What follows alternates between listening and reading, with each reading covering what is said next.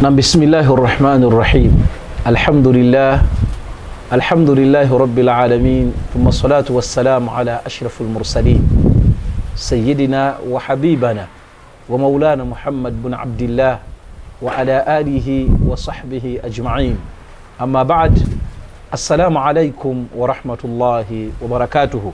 وعليكم السلام. أبامي نباتشالا أبارونجي أبيبتي وأباتولابا كولتين بقد لبايك إسلام ميديا tubaniriza mu programu yaffe ey'olunaku luno olwaleero.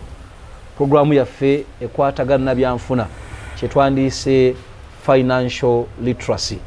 Nkujjukiza nti ensonga lwaki twasalawo omusomo guno tuguleete eryemu twakizuula nti Allah subhanahu wa ta'ala mu Qur'an n'enjigiriza w'ekitiibwa Omubaka Muhammadin sallallahu alayhi wasallam ebiseera ebisinga zaatambulira nnyo okubeera nga zituteekateeka mu byenfuna.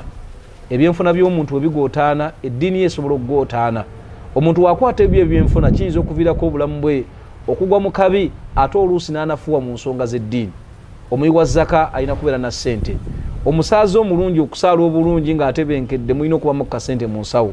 Tewaliiwo akola hijja okuggyako nga mu mbeera gy'akoleddemu hijja Allah subhanahu wa ta'ala amutadde ku ddaala okubeeramu n'akasente oluusi ng'ayisiriza ku bantu abalala oba ye kennyini mu byenfuna bye. Kino nno kitegeeza nti emaali kintu kikulu. Emaali ogikuuma n'ogibeezaawo weetaaga okubeera ng'olina basics ku kiyitibwa financial literacy.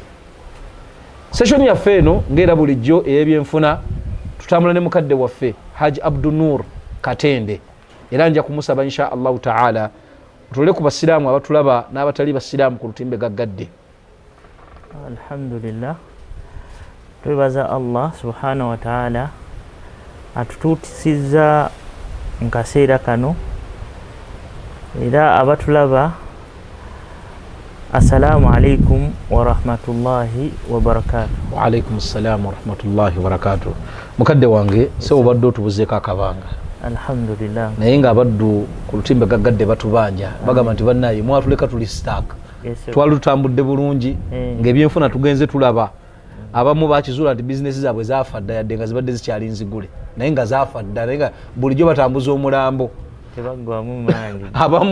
Abamu bagamba nti wallahi mwatuyamba nnyo kuba bingi kati betugezezzaako okubeera nga tutereeza. Mukadde wange njagala okwebaza ebiseera by'otuwa wano ku Labbaika Islam Media. Saba Allah jalla jalaaluhu Allah akusasule mu museera era Allah akutuweera ejjana. Ensonga y'ebyenfuna nga mukadde wange bw'owulidde njikoonako nsonga nkulu mu bulamu bwaffe ng'abantu, era nkakasiza ddala nti ndowooza mu bintu ebikulu ennyo bye tuteekeddwa okussaako essira ze session nga zino ezikwatagana ku ssente n'ebyenfuna okutwaliza awamu. We twaviira wano mu session yaffe yasembayo mukadde wange twali tutundira ekiyitibwa capital. Capital kyeki? Capital tumukuuma tutya? Tuyinza tutya okwongera amaanyi mu business? Byonna twabitunuulira era wabitemaatema bulungi, era nkakasa nti abatula ku timbe gaggadde baafunamu kinene. Alhamdulillah. We twaviira wano mu nsonga ze wasembayo okukoonako, wakoona ku nsonga ey'okuba nti omuntu okuyambibwa obulungi ng'ayina waafunye obuzibu mu bizinesi ateekeddwa okubeera nga atrackinga bizinesi ye, ng'amanya progress ya bizinesi ye n'okutegeera nti bizinesi yange bw'eki bweyimiridde. Ekyatusindika ku nsonga enkulu eya business documentation, omuntu okukuuma ebiwandiiko ebikwatagana ne bizinesi. Seka wange njagala otandikirawo gwennyini, lwaki kyandibadde kikulu nnyo nga tunayingira na documentation yenni giyingirira, lwaki kyandibadde kikulu nnyo omuntu okukuuma ebiwandiiko bino ebikwata ku bizinesi ye? Alhamdulillah, twebaza Allah olw'ebyengeri ebingi ebitasobola tusobola kutottola ne tumalayo. Wallahi sadaqta. Ekibuuzo ekyo kibuuzo kikulu ekya business documentation, ate nga sinaba ekyalibadde ekisooka ensonga lwaki omuntu yalikumye business, kubanga okuwandiika mu busiraamu kiragiro kya Allah okukuuma business. Therefore okugondera Allah kiba kirungi nnyo ne tukuuma documents. Ekyokubiri, lwaki business documentation? Nti okuyambako omuntu okola decisions, okusalawo. Ebiwandiiko bino bituyamba okola ki? Okusalawo. Watabaawo biwandiiko kiba kizibu kyakola ki? Kyakola decision nga ntuufu. Kyakola decision nga ntuufu. Kati bw'otunuulira bwe luba nga waliwo enkaayana y'ettaka tugambe gwe okusalawo ani mutuufu ani mukyamu kigenda sinziira ku ki? Ku document. Bweba teriiwo okusalawo kuba ku ki? Kuzibu. Waba tewali ndagaano kiba kizibu kyakola ki? Kyakusalawo. Therefore okukuuma documents kutuyambako mu kusalawo. Ensonga endala bwe watabaawo documents nga bwe twagamba luli kampani yaffe tugitwala ng'omuntu naye omuntu ono olumu tayogera tajja tubuulira nti wano wannuma wano wo tewannuma wano wannuma naye wano wannuma wano bannaye wavunze wano tewannavunda. Naye bwe tubeera ne documents tusobola okuanalyzinga documents ezo nowe zitabanga ziri financial zokka ne documents endala sobola ozaanalyzinga tumanye obuzibu bwe bukola ki? Bwe buluma. Era ne tufunira eddagala lyaki? Lyawo. Kati documentation kikulu nnyo mu business. Kadde wange nkweyanzizza amazima gali nti ensonga ogijjayo bulungi. Decision making in business. Ate nga business day in day out. Ngangame nti obulamu bw'ebyenfuna byonna kukola kusalawo. Day in day out. Tugule kino tetugula kino. Kino banaye bwe tunaakirera kijja tugasa tekijja tugasa. Okusinziira tulina kashi tukigule on credit. Ekitegeeza byonna birina kusinziira ku documentation. Very very paramount. Mukadde wange tumaze okitegeera nti documentation kikulu. Tutegedde n'obukulu bwakyo. Katulina embeera nti omuntu ajja kwebuuza atulaba ku lutimbe gaggadde nti nkitegedde documentation kikulu era n'ensonga muzimpadde nazo zitegeerekese naye which kind of documentation? Nkwate ekitabo ntandike kuwandiika oba kati nga mmwe abali mu business mu business consultants muyinawo bye mugamba nti kino ekitabo kyeyawulidde kiganamu bino na bino kino kyeyawulidde kiganamu kino na bino njagala otangaazeemu awo mukadde wange. Ekibuuzo ky'obuuziza Sheikh alhamdulillah kinene. Business bw'oli bwagamba business documentation aba ategeeza records nyingi nnyo. Naye kati kaliko weeyongeddeko ogenze mu financial documents ebituyambako etegeeza mu business waliwo ekisukka ku financial documents. Mulimu ebirala for example mulimu ebirala okugeza contracts zisobola okubeera financial zisobola okukola ki? Bylaws tulina amateeka agafuga company tulina amateeka agafuga enkolagana yaffe n'abalala ba shareholders ne company it's an entity twagamba it's a separate entity. Kati wabeerawo amateeka memorandum of association wabeerawo articles of association bylaws ezifuga company ezo nazo documents era zisaana nezikola ki? Nezikuumibwa nezikolebwa nezikuumibwa. Kati awo obutakkaanya wakati wa director ne company tuddayo mu mateeka gagamba ki?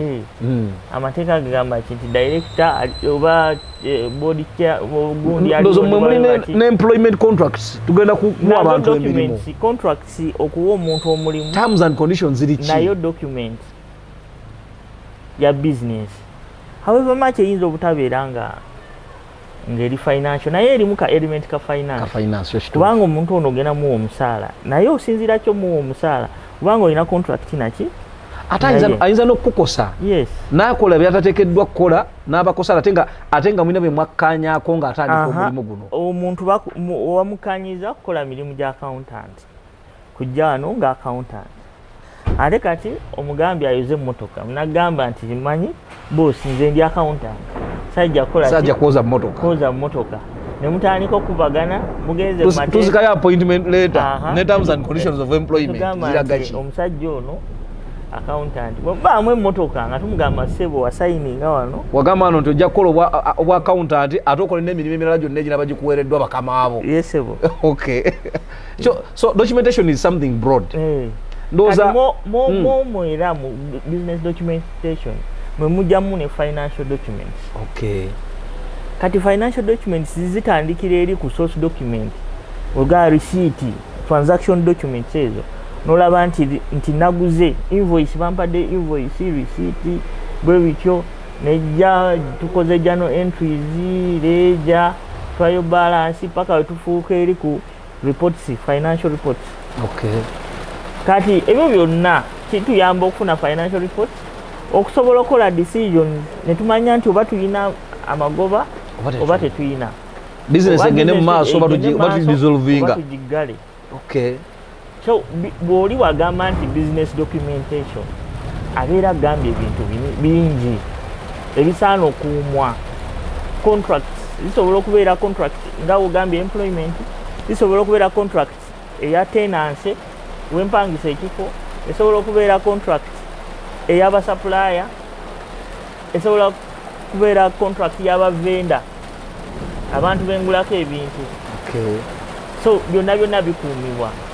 Waliyo for example tulina licenses kati wano mu Kampala obeera ne license ya KCCA olina okubeera ne certificate webanga company certificate of incorporation olina okubeerawo, olina okubeera ne URA ekwetagako documentation ekwetagako kufilinga buli mwezi filing return eyo yonna document naye bw'otakuuma documents osaana ogenda kwekanga nkampani ekitadde mukuzikira nga tosobola nakuyambibwa. Soona kuyambibwa oli eyakubuuziza nti bizinesi ye yafa dda ayinza okuba nga alina sayini zaalabye nti bizinesi yafa naye ng'alina jjogerera bwogerezi nga naye talina biwandiiko, naye bw'abeera n'ebiwandiiko n'agamba omwezi guno sewo zizakka ate guno nezambuka wano ki kyetwakola decision kyentuufu gyetwakola nga twalemerwa ogikola kigambo kikulu. Kati ndowooza for the benefit of the viewer atulaba ku lutimbe gaggadde ndowooza tujja concentratinga nnyo ku financial end of it, financial documentation, okutunuulira ebiwandiiko bino ebya finance. Ogenze ng'obihintingako n'ogamba kati nga bw'ogamba nti tulina receipts nazo zirimu ebika, tulina ledgers. Kati ebyo byonna omuntu kubanga kyenandyagadde tukole mu sessions zizimu nti ne wetukwatayo documents bbiri omuntu n'azitegeera n'ategeera n'obukulu bwazo lwaki azeetaaga. Kubanga tejja kuwa scenario ekwatagana ekitono nnyo nga tetunagenda na mu receipt, ekwatagana ku receipt.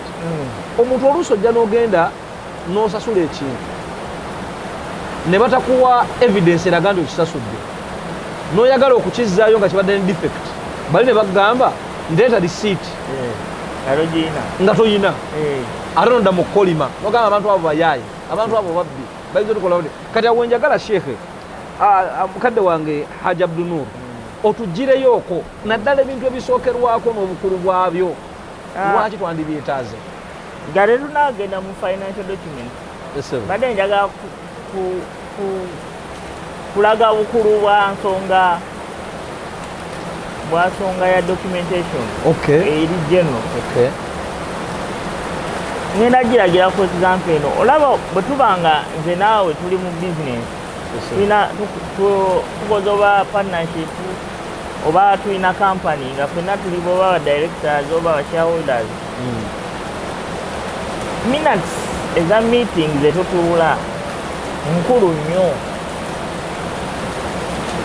nnyo kubanga tugenda salawo ekintu maaso eyo tutuuke tugamba nze nali sikyagala gwe wakisalawo naye bwe tubeera ne minutes kintu tusazeewo tosobola kudda ki ekitegeza mukadde wange nakakatondo kakulu koyisizaawo mbadde sirabanga importance ya meetings za gundi za okuma minutes za meetings za directors wallahi mbadde nina ba partners benkolagana mu mirimu egyenjawulo.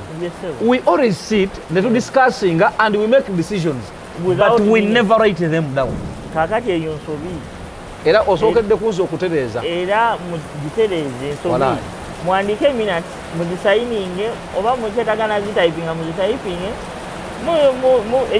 mulayika mulina ne whatsapp group oziteekeko nti decision yonna oba gyogenda okukola oba transaction yonna gyogenda okukola eri based on those minutes ojagenda nga minutes mwagamba musasule vendo ono sente ne mumusasula ate ne mutasobola kutuukiriza binsonga zimu bali ne bakuvunaana naye lwaki omusajja bamuwadde sente omusajja namuwa sente omwaŋŋamba kubanga minutes zagamba omusajja tumuwe sente yagamba tumuwe ate n'emikolo gyammwe kwegiri wano wallahi kigambo kikulu kakati bwe tugenda ku financial documents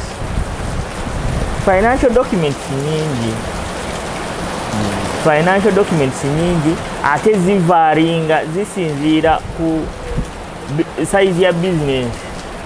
Waliwo business eriki nga ntono ng'omuntu ajja kwetaaga kubeera na katabo ke n'akakuuma we batyo oba risiiti n'akubisayo ekitabo kya risiiti newabeerawo ezikola ki wezigenda ne zigejja ng'omuntu asaana abeere neki ne system ennaku zino seeka waliwo system gundi operating management system, business management systems, accounting system esobola okuyambako okumanaginga business ng'osobola n'okubeera nayo ne kuki ne ku simu ne ku laptop oba ne ku desktop ng'oyagala ku gadgets ez'enjawulo ogirina ng'osobola okumanagingirako ki business. Kakati omuntu kyalibadde kikulu nnyo, for example omuntu ng'atandika bw'atandika n'amanya nti share capital ki bw'ati era ne mutuula era ono atera okulabikira mu registration documents zino okulaga bweba nga company otuba tuwandiisa URSB tuneminga share capital nti share capital gutaddemu million bwezi ono aleese zino nono n'aleeta zino nono n'aleeta zino kikulu nnyo kubanga tugenda tuuka eri nga we tuli abantu tugenda kufuna obutakkaanya ate obutakkaanya twagala okudissolvinga company buli omu akwate share ogenda nakyenkana ki ngenda nakyenkana ki bw'obanga tewakiteekawo ondawana gubaguze tawana gw'amaanyi. Kigambo kyoyogedde kikulu ndi kati mutuuse okudissolvinga company naye temumanyi ogenda na percentage ki ngenda na percentage ki. Kigambo kikulu kyoyogeddeko mukadde wange. So mu mbeera eyo seka njagadde omaleka session yakako obukulu bw'ebiwandiiko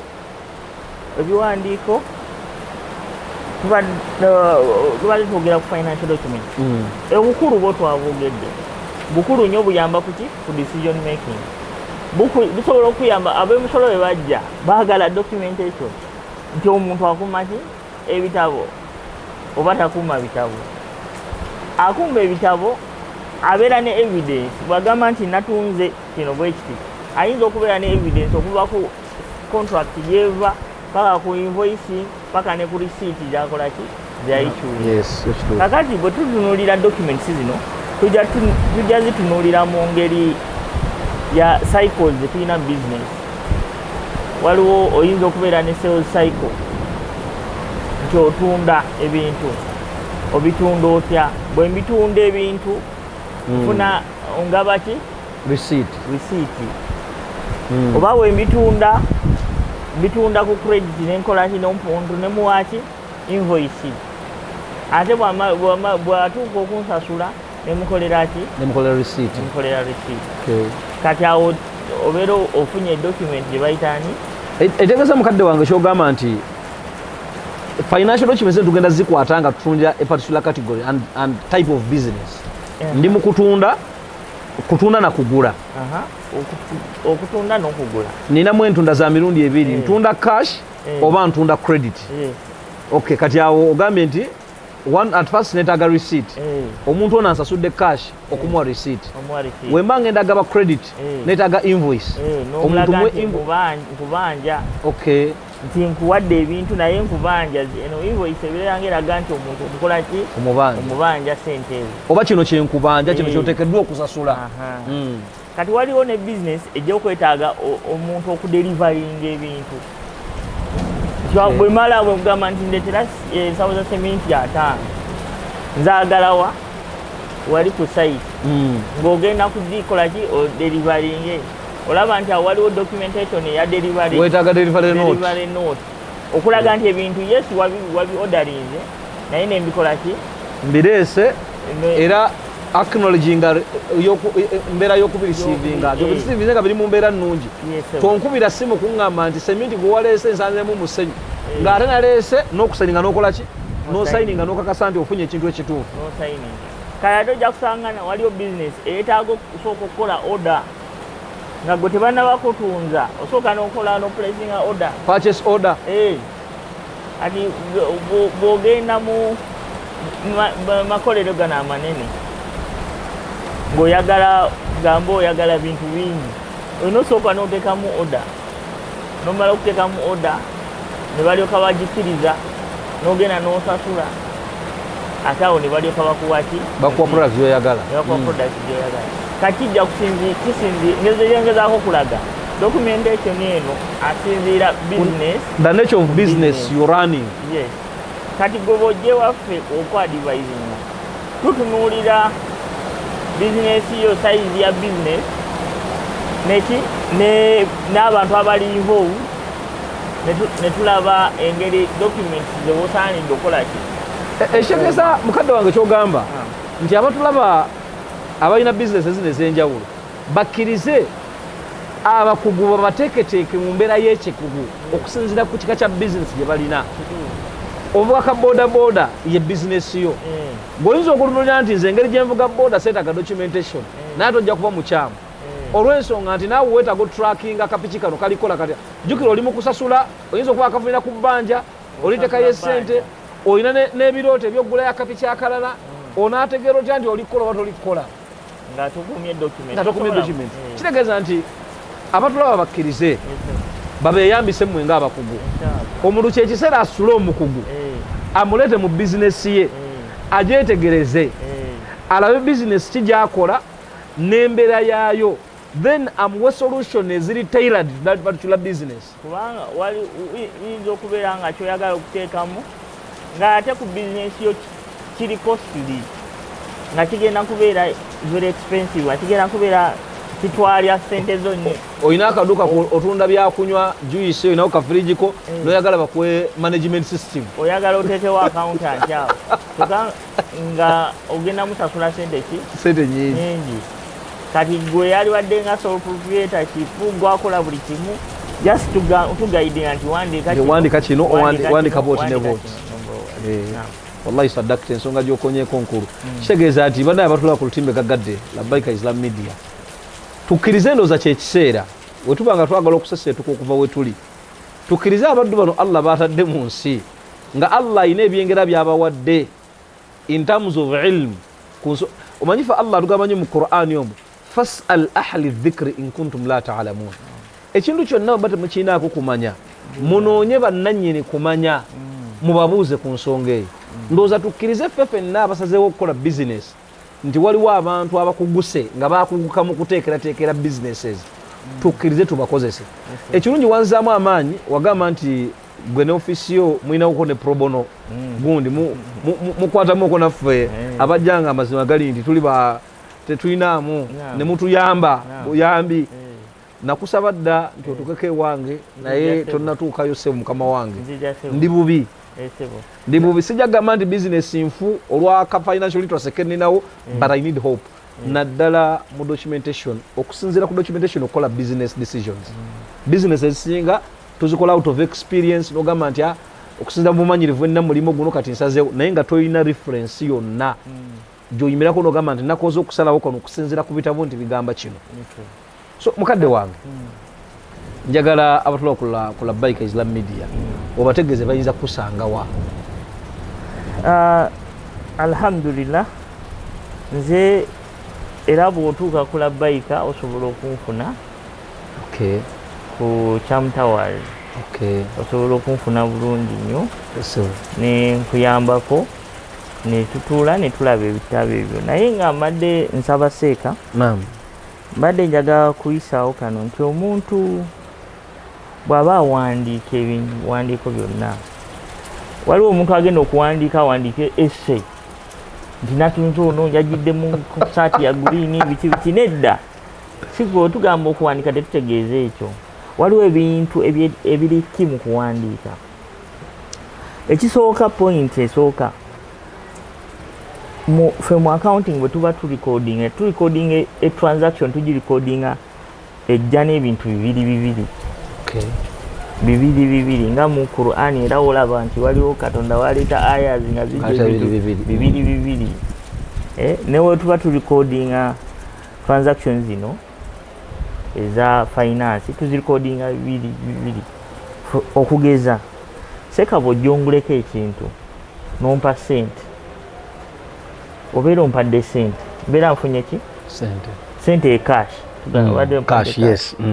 Naye ekyokubiri ekitambula n'ekyo nti mbeera nze ntunze sales kati olaba nti bibize bibiri sales ne cash ekyo eyo principle emu. Kati ate bw'oba owandiika transaction ekintu ekisooka obukulu ye date, ennaku z'omwezi kikulu nti olwaleero nga 2 mwezi gwa December 2023 olunaku olwokusatu ntaddeko date neŋŋamba nti ntunze sales nesigamba nti nze just onogamba sales oli yenna abeera akitegeera nti wakoze eki watunze nekyokusatu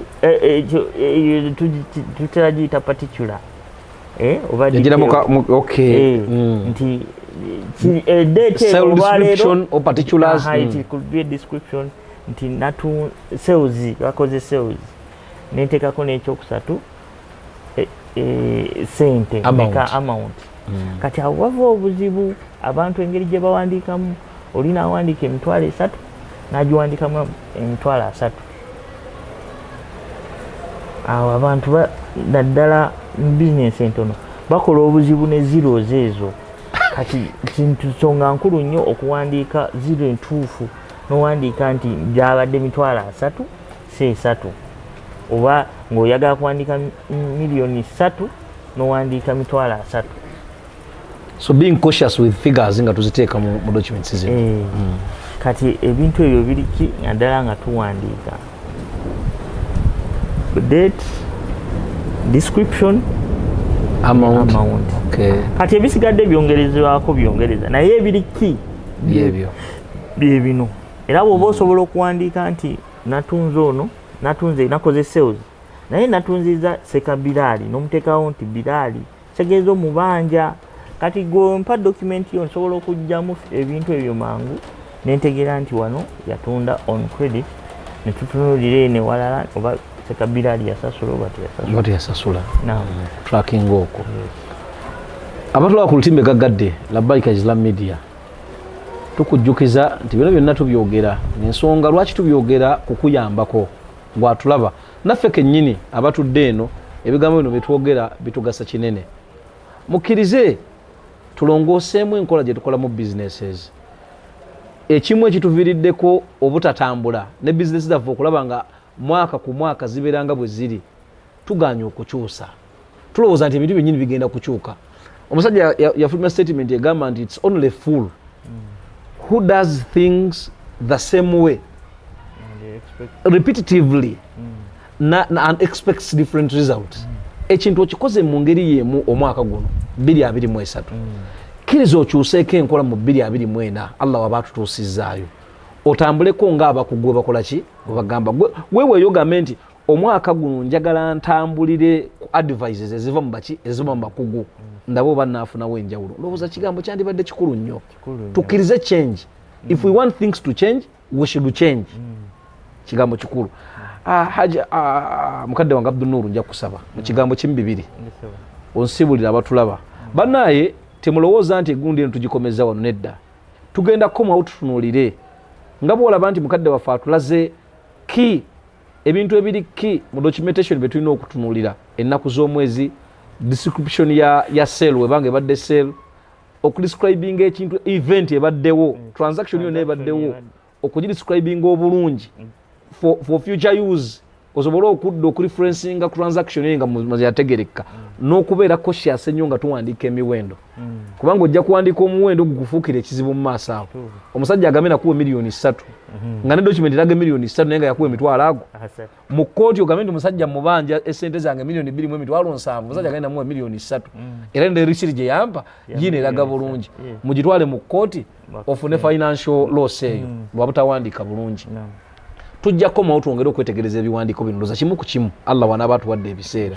tusobole okubeera nga abaddu babitegeera bulungi nnyo kibayambeko okutambuza gundi zaabwe njagala mu kigambo kimu bibiri onsiibulire abatula ku lutimbe gaggadde.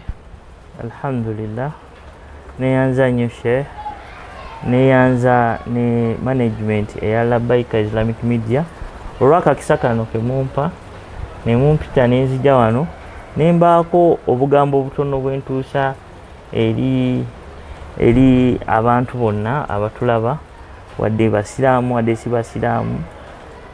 Alhamdulillah tubebaza era tubasabira Allah yaba abamalira Allahumma amin era nga nsibula kubiriza abantu bonna nti okuwandika si kibi oyinza okuba nga ofunamu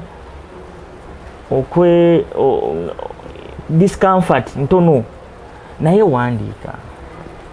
wandiika kubanga Katonda yatutonda nga tuli baddu bakolaki abeera bize waliwo agamba nti nze nakiteka mutwe sikijja kwerabika naye enkeera nga tokyajjukira nti omuntu wamuwadde roozi 3 naye yawandiise ajja kujjukira gundi yawadde natutte roozi 3 naye teyazikoze eki teyazikomezaawo ate ne sente teyakola ki teyaleese kitegeeza mubanja naye omuntu atawandiise bwe kiva mu mutwe ate nga n'oli naye imaani yeeyo yabayaba loseebeze nga bizinesi ekola ki efa neyanziza nnyo kadde wange tukweyanziza era no point nno nkulu do not use your head for a filing cabinet jukira nti Allah yakola obwongo nga buleeta ebintu bingi buli kaseera bufumba bufulumya buyingiza stresses nyingi bintu bitawanja mu bwongo bingi. Do not use your head for a filing cabinet kiriza okozese ebitabo ng'abakugu webateekateeka olwo nno ojja kuba wadde business y'omukisa munene okuthrivinga oba n'okutereeza ebibadde tebitambula bulungi. Mubadde ku lutimbe gaggadde Labaika Islam Media program ebadde ebyenfuna financial literacy tuteekabamu ensimbi baganda baffe aba Labaika Travels abo nno ojja basanga bali ku kyamutawaza era mukadde baffe agambye gwe neetaaga services eza business consultancy genda wali ku kyamutawaza Russell Road ekizimbe kyamutawaza shopping mall ojja kubeera nga bakadde baffe obafuna room office number eri 221 ojja kubanga ensonga zo zonna ezikwatagana n'ebyenfuna ojja kubanga oyambibwa osobole okuteekateeka business yo mu butuufu ogiteekateeka. Baganda baffe aba Halk Media wova wa haji nga maze okuteekateeka duka mu Nambiro ogende mu Halk Media Uganda Limited ate bo bakufulumize ebiwandiiko byonna bye weetaaga mu business yo kubeera nga etambula. Oyagala receipts, oyagala banners, oyagala charts, oyagala teardrops, oyagala pull-ups, buli kyonna ekikwatagana n'okulanga branding ekikwatagana n'okukola document yonna gy'oba oyagadde genda wali ku Halk Media Uganda Limited omwaliro gwakubira ekizimbe Printers Arcade office U9. Baganda baffe ab'essomero lyaffe era eddungi eritusaamu ensimbi Ainu Shams Islamic Center somero lyaffe lya busiraamu somero lyaffe liteekateeka abaana mu nsonga ez'eddiini ne libateekateeka ne mu nsonga z'edduniya. Twalayo omwana wo asomereko wansi w'abakugu abamanyi kye bakola. Tubagamba nti omwaka ogujja secondary ejja kuba weeri. Twala omwana mutwaliyo mu secondary omutwali mu primary avire ddala mu primary ayingire secondary. Baganda baffe era mikwano gyaffe egitambulamu ne Labaika Islam Media aba Iraj Foundation wali ekyebando ekizimbe Benda Plaza ekkubo oluguudo olwo luyitibwa Erisa Road. Genda bakadde baffe abo bakoleko ku kizimbe ekyo Benda Plaza twalayo obuyambi bo oba gendayo ggwe ayina abeetaaga obuyambi oba naakutunulamu ng'osaanidde ojja kubanga naawe oyambibwa mu mbeera eyo. Bakadde bange tubakubiriza buli twogera ku business tubagamba nti mukkirize mutoole zakaatul maali genda osasule zakaatul maali. Omwaka guno guweddeko kiraba otya nga Desemba ogiggadde nakwebalaabalamu mu maali Allah gy'akuwadde omwaka omulamba nojjamu omutemwa n'oguwaayo, it's only 2.5%. 2.5%. That's around buli ku bitundu 40 Mungu akwagalako ekirundu, buli ku kitundu wallahi zaka seka zaka ndoza nagwo tujja kufuula musumwano ku labbaika. Bana business abagala business zamu thriving and okuba successful muwe zakatul mal, tewerabiranga okusaddakira business yo on a daily basis if it's possible. Tubeyanziza mwebale nnyo, mwebale kwekumira ku lutimbe gaggadde, mugende ku social handles zaffe zonna muberenga mutwota buliro omutestes era omwanjuzi wa program nsigadde Imam Bilal Asumani Kitimbo. Assalamu alaikum wa rahmatullahi wa barakatuhu.